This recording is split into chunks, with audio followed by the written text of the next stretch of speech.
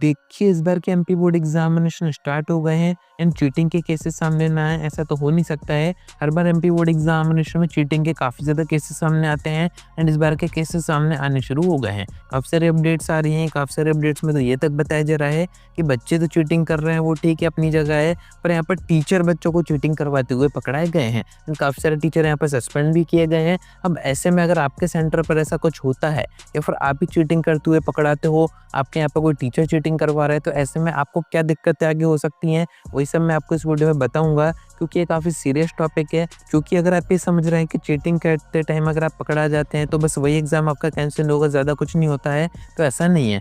पूरी इन्फॉर्मेशन मैं आपको आगे देता हूँ, वीडियो में एंड तक बने रहिए। नए हैं तो सब्सक्राइब जरूर से कर दीजिएगा, नोटिफिकेशन आइकन ऑन करके रखिएगा, ऐसी इन्फॉर्मेटिव वीडियोस मैं आपको आगे प्रोवाइड करता रहूँगा। अब देखिए, फर्स्ट मैं आपको ये कुछ अपडेट्स दिखा देता हूँ। इसमें आपको ये इन्फॉर्मेशन दी जा रही है कि या तो बच्चे चीटिंग करते हुए पकड़ा रहे हैं या फिर वहाँ के जो टीचर हैं वो बच्चों को पर्चियों से चीटिंग करवा रहे हैं एंड ऐसे में टीचर भी पकड़ा गए हैं, उनको यहाँ पर सस्पेंड कर दिया गया है। पूरी इन्फॉर्मेशन आप चाहें तो वीडियो पॉज करके अपडेट्स में पढ़ सकते हैं। बाकी इस वीडियो का मेन मोटिव ये है कि आपको मैं ये बता दूं कि अगर आप ऐसा कुछ करते हुए पाए जाते हैं, बाय चांस अगर कोई पर्ची वगैरह आपके जेब में पाई जाती है, तो ऐसे में आपके साथ आगे क्या दिक्कतें हो सकती हैं। एंड अगर आप सोच रहे हैं, कुछ बच्चे ऐसे होते हैं जो कि सोचते हैं आखिरी टाइम में कि कुछ भी नहीं पढ़ा है, कुछ भी याद नहीं हुआ है, एक दो फर्र रख के अपने साथ एग्जाम देने जाएंगे, तो आप ये सारी चीज़ें ना करें, क्योंकि काफ़ी बड़ा नुकसान आपका आगे हो सकता है।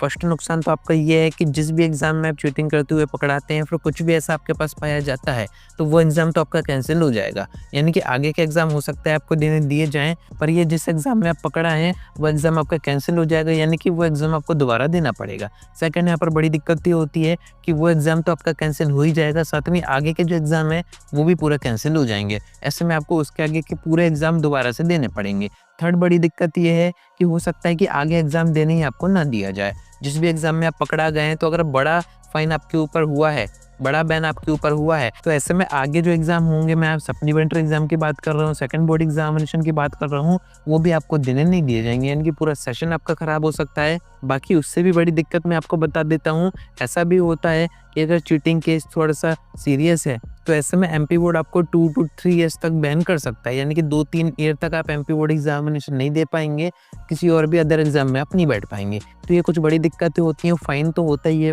पर यहाँ पर पूरा सेशन आपका ख़राब हो सकता है, साथ में आगे का आपका जो करियर है उसके ऊपर भी इम्पैक्ट पड़ सकता है। अब ये जो कंसिक्वेंसेस मैंने आपको बताया कि अगर आप चीटिंग करते हुए पकड़ाते हैं, कुछ भी आपके पास पाया जाता है, या फिर आप पेपर में कुछ भी नहीं कर रहे हैं, किसी और बच्चे ने आपके पास कुछ चीटिंग टाइप का फेंक दिया है या फिर पर्ची वगैरह फेंक दिया, आपके डेस्क के नीचे वो है, तो ऐसे में आपके ऊपर इनाम आएगा, यानी कि आप ही चीटिंग कर रहे थे। ऐसे में जो केस बनेगा वो भी आपके ऊपर ही बनेगा। जो टीचर कर रहे हैं वो डिफरेंट चीज़ें, उनकी कार्रवाई और ऊपर तक होगी, यानी कि उनको सस्पेंड वगैरह किया जा रहा है, जो कि आप इन अपडेट्स में देख रहे हैं। पर यहाँ पर आपका आगे फ्यूचर खराब हो सकता है एंड ये डिपेंड करता है कि आपको चीटिंग करते हुए कौन पकड़ रहा है। अगर एग्जाम सेंटर पर ही जिस टीचर की ड्यूटी है वो आपको पकड़ रहा है, तो हो सकता है कि एक दो बार कुछ कह के आपको छोड़ दे। बाकी जो फ्लाइंग स्क्वाड होती है, जो कि यही सारी चीज़ें ऑब्जर्व करने आती है कि कौन बच्चा क्या कर रहा है, टीचर्स क्या कर रहे हैं, उनके थ्रू अगर आप पकड़ाते हैं, तो ऐसे में आपका बन जाता है यूएफएम, यानी कि अनफेयर मीन्स का एक फॉर्म आपके अगेंस्ट वहाँ पर भर दिया जाएगा। उससे मैंने आपको जो भी दिक्कतें बताई उनमें से कुछ भी हो सकती हैं, तो ऐसे में आपको यहाँ पर काफ़ी सावधान रहना है। ऐसा कुछ भी करने के बारे में नहीं सोचना है। चीटिंग का अगर आपके माइंड में आ भी रहा हो 1%, तो इन सब चीज़ों में मत पड़िएगा, काफ़ी बड़े इसका नुकसान आगे हो सकते हैं। यहाँ तक कि ये भी देखा गया है कि प्रीवियस सेशन में काफ़ी सारे बच्चों का जो रिजल्ट है वो भी रुक गया है। क्यों रुक गया है? क्योंकि वो एग्जाम में चीटिंग करते हुए पकड़ाए थे एंड उनका जो फॉर्म है वो एमपी बोर्ड तक पहुंचा था। तो ऐसी काफ़ी सारी दिक्कतें हैं, सारी मैंने आपको बताई दी हैं। तो अच्छे से अपनी तरफ से पढ़ाई करके एग्जाम दीजिए, तभी आपके अच्छे नंबर आ पाएंगे। तो उम्मीद है कि आपको सारी बातें समझ में आ गई होंगी। आज की वीडियो में इतना ही। कोई डाउट आता है कमेंट करके पूछ सकते हैं, या फिर आप डायरेक्ट मुझसे इंस्टाग्राम पर डीएम करके बात भी कर सकते हैं।